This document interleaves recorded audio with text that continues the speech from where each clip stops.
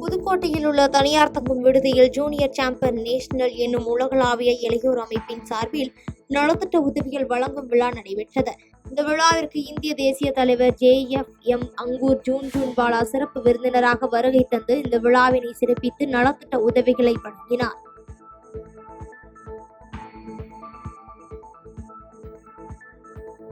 தேனி மாவட்டம் பெரியகுளம் அருகே உள்ள தாமரைக்குளம், ஜெயமங்கலம், குள்ளபுரம், பொம்மிநாயக்கன்பட்டி, சில்வார்பட்டி உள்ளிட்ட பகுதியில் குளத்தின் நீரை பயன்படுத்தி சாகுபடி செய்யப்பட்ட 2ஆம் போக சாகுபடி நெல் நல்ல விளைச்சல் அடைந்துள்ள நிலையில் இந்த ஆண்டு 2ஆம் போக நெல் சாகுபடியில் ஏக்கர் ஒன்றுக்கு 35 முதல் 40 உடைகள் வரை மகசூல் கிடைத்துள்ளதால் விவசாயிகள் மகிழ்ச்சி அடைந்துள்ளனர்.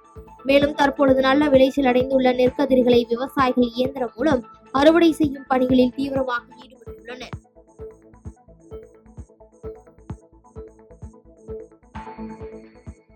தமிழ்நாடு முஸ்லிம் முன்னேற்ற கழகத்தின் 31ஆம் ஆண்டு துவக்க விழாவை முன்னிட்டு இரத்த தான முகாம் அப்துல் சலாம் தலைமையில் அரியலூர் மாவட்டம் ஜெயங்கொண்டம் அரசு தலைமை மருத்துவமனையில் நடைபெற்றது.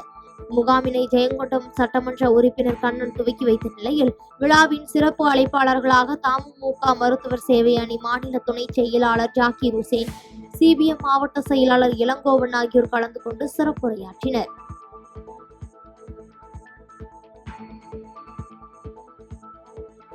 திருப்பத்தூர் மாவட்டம் ஜோலார்பேட்டை அடுத்த டி. வீரப்பள்ளி பகுதியில் திருப்பத்தூர் ரோட்டரி சங்கம், வேதா மெட்ரிக் மேல்நிலைப் பள்ளி, கோவை சங்காரக்கண் மருத்துவமனை, மாவட்ட பார்வை இழப்பு தடுப்பு சங்கம் சார்பில் இலவச கண் சிகிச்சை முகாம் வேதாப்பள்ளி தாளாளர் ஏலகிரி செல்வம் தலைமையில் நடைபெற்றது. ரோட்டரி சங்க மூத்த நிர்வாகி முகமது யூசுப் கலந்து கொண்டு முகாமை துவக்கி வைத்தார்.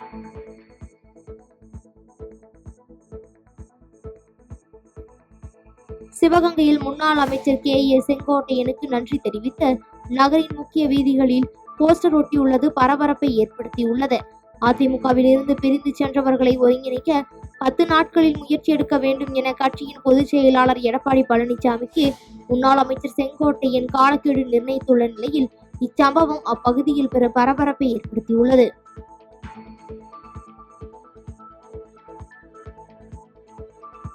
சேலம் மாவட்டம் ஓமலூர் பேருந்து நிலைய வணிக வளாக கடையை தாண்டி பேருந்துக்குள் வந்து செல்லும் பகுதியை தகர சிட்டுகள் அமைத்து ஆக்கிரமித்துள்ளன. இந்நிலையில் பேருந்து நிலையத்தில் இருந்து திரும்பிய அரசு பேருந்து ஒன்று ஆக்கிரமிப்பு தகர சீட் மீது உரசியதில் பேருந்தின் கண்ணாடிகள் உடைந்து நொறுங்கிய நிலையில் உடனடியாக பேருந்து நிலைய ஆக்கிரமிப்புகளை அகற்ற வேண்டும் என்று மக்கள் கோரிக்கை விடுத்துள்ளனர்.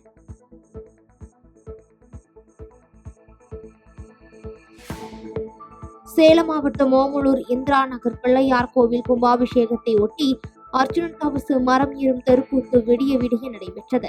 முன்னதாக பிள்ளையாருக்கு சிறப்பு பூஜை செய்து 37 அடி உயர பனைமரம் நடப்பட்டு இந்த நிகழ்ச்சி சிறப்பாக நடைபெற்ற நிலையில் இதில் ஏராளமான பக்தர்கள், பொதுமக்கள் என பலர் கலந்து கொண்டனர்.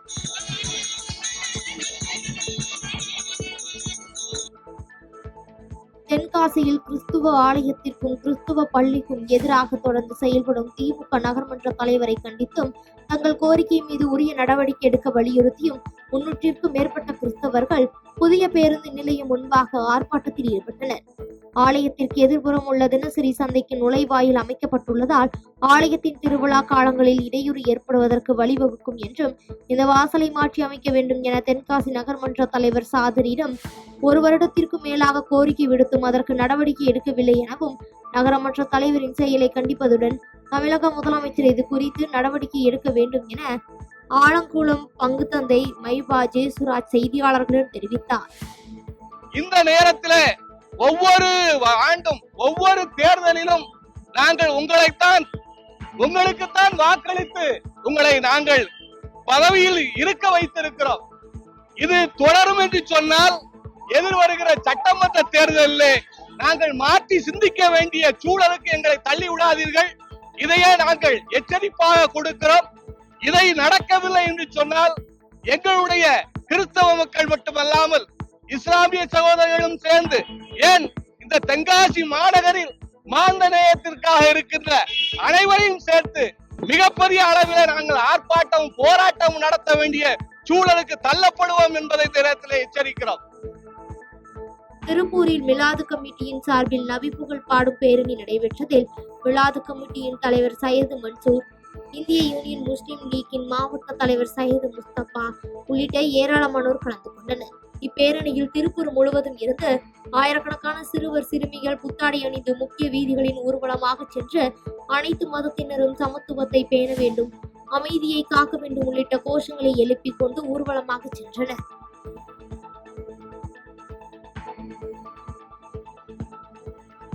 திருப்பூர் மாநகர காவல் ஆணையர் அலுவலக வளாகத்தில் காவலர் தினம் கொண்டாடப்பட்டது.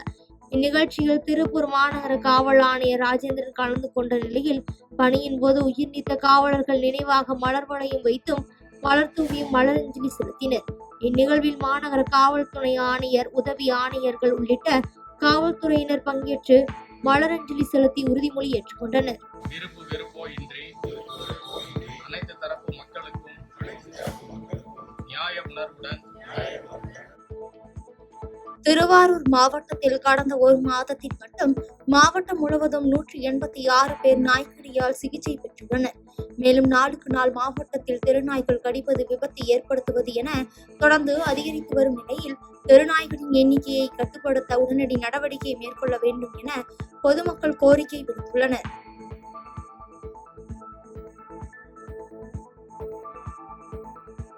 நாமக்கல் மாவட்டத்தில் செயல்பட்டு வரும் SPP காகித ஆலையில் பணிபுரிந்து வரும் தொழிலாளர்களுக்கு ஊதிய உயர்வு வழங்க வேண்டும் என்பன உள்ளிட்ட பல்வேறு கோரிக்கைகளை வலியுறுத்தி அனைத்து தொழிற்சங்கம் சார்பில் நடைபெற்ற பேரணியில் ஏராளமான தொழிலாளர்கள் குடும்பத்தினருடன் பங்கேற்றனர். கோமுசா தொழிற்சங்க தலைவர் வெங்கடேஷ் தலைமையில் நடைபெற்ற இந்த பேரணியின் போது 18 மாதங்களாக நிலுவையில் உள்ள ஊதிய ஒப்பந்தத்தை உடனடியாக செயல்படுத்த வேண்டும், தொழிலாளர் குடியிருப்பை சீரமைக்க வேண்டும் என்பன உள்ளிட்ட பல்வேறு கோரிக்கைகளை வலியுறுத்தி கோஷங்களை எழுப்பினர்.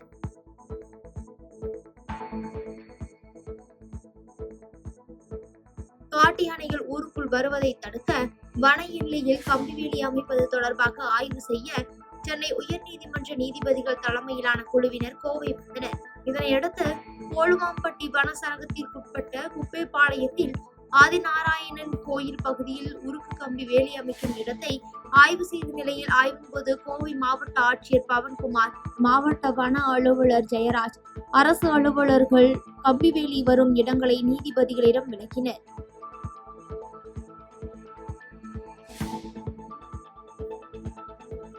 வருகின்ற 22ஆம் தேதி நவராத்திரி விழா துவங்க உள்ள நிலையில் கோவை டவுன்ஹால் பகுதியில் உள்ள பூம்புகார் நிறுவனத்தில் பல்வேறு வகையில் ஆயிரக்கணக்கான பொம்மைகளுடன் கொலு பொம்மை கண்காட்சி துவங்கியுள்ளது. செப்டம்பர் 5ஆம் தேதி முதல் அக்டோபர் 4ஆம் தேதி வரை நடைபெறும் இக்கண்காட்சியை கோவை மாவட்ட ஆட்சியர் பவன்குமார் குத்துவிளக்கு ஏற்றி கொலு பொம்மை கண்காட்சியை துவக்கி வைத்ததுடன் அங்கு காட்சிப்படுத்தப்பட்டு விற்பனைக்காக வைக்கப்பட்டிருந்த பல்வேறு வகையிலான கொலு பொம்மைகளை பார்வையிட்டார்.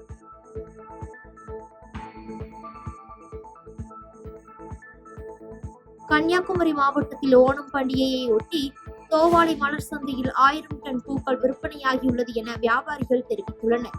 கடந்த ஆண்டு ஓணம் பண்டிகை சிறப்பு சந்தையில் விற்கப்பட்டதை விட இந்த ஆண்டு 500 டன் அதிகமாக விற்பனையாகியுள்ளது என்றும், தோவாளை சிறப்பு சந்தையில் இருந்து கேரளாவுக்கு 80% பூக்கள் விற்பனை செய்யப்பட்டுள்ளது எனவும் தெரிவித்துள்ளனர்.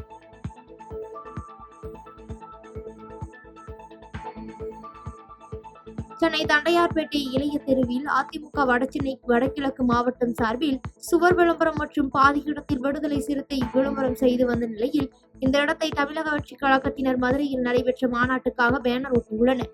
இந்நிலையில் அடுத்த மாதம் எடப்பாடி பழனிசாமி RK நகர் தொகுதிக்கு வர உள்ள நிலையில் அந்த இடத்தில் ஒட்டப்பட்டிருந்த தமிழக வெற்றிக் கழகத்தினரின் பேனரை அதிமுகவினர் 100க்கும் மேற்பட்டோர் கிழித்ததால் தமிழக வெற்றிக் கழக நிர்வாகிகள் தாங்கள் ஒட்டியுள்ள பேனரை அதிமுகவினர் கிழித்துள்ளதாக காவல் நிலையத்தில் புகார் அளித்துள்ளது பரபரப்பை ஏற்படுத்தியுள்ளது.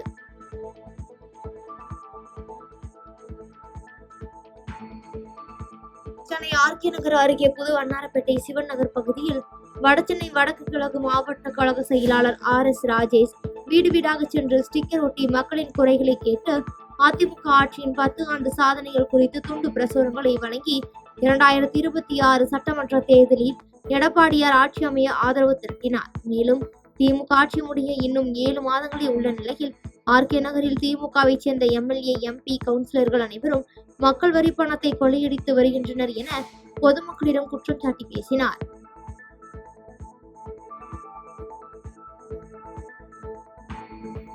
தென்காசி மாவட்டம் மேலப்பாட்டாக்குறிச்சி பகுதியைச் சேர்ந்த பூல்தேவர் என்பவரது மனைவியான வள்ளியம்மாள் என்பவருக்கு 110வது பிறந்தநாள் விழாவானது ஊர் மக்கள் ஒன்று கூடி மேளதாளங்கள் முழங்க ஆட்டம் பாட்டத்துடன் வெகு விமர்சையாக கொண்டாடினர். 5 தலைமுறை வாரிசுகள் ஒன்றிணைந்து மூதாட்டி வள்ளியம்மாளுடன் சேர்ந்து கேக் வெட்டி அவரது பிறந்தநாள் விழாவினை வெகு விமர்சையாக கொண்டாடிய நிலையில் இச்சம்பவம் அப்பகுதி மக்களிடையே நிகழ்ச்சியை ஏற்படுத்தியுள்ளது.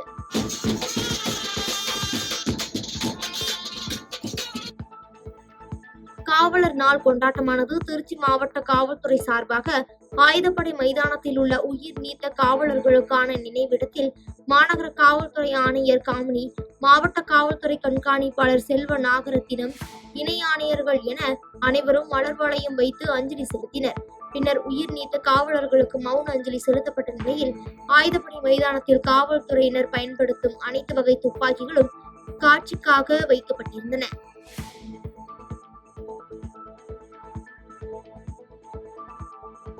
திருவாரூர் மாவட்டத்தில் அரசு விடுமுறை நாளன்று ஒரே நாளில் சட்டவிரோத மது விற்பனையில் ஈடுபட்ட 26 நபர்களை போலீசார் கைது செய்துள்ளனர்.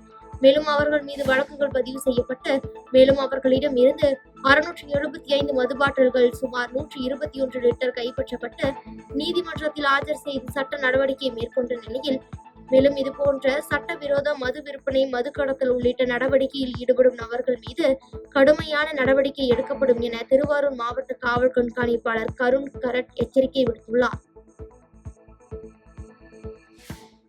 செய்திகளை உடனுக்குடன் தெரிந்து கொள்ள கீழ்கண்ட கேபிள் மற்றும் DTH நெட்வொர்க்குகளில் எம்நாடு செய்தி தொலைக்காட்சியை காணுங்கள். பாதகம் செய்பவரை கண்டால் நாம் பயம் கொள்ளலாகாது பாப்பா. மோதி மிதித்து விடு பாப்பா, அவர் முகத்தில் உமிழ்ந்து விடு பாப்பா. அண்மை செய்திகளை உடனுக்குடன் தெரிந்து கொள்ள இணைந்திருங்கள் எம்நாடு தொலைக்காட்சியுடன்.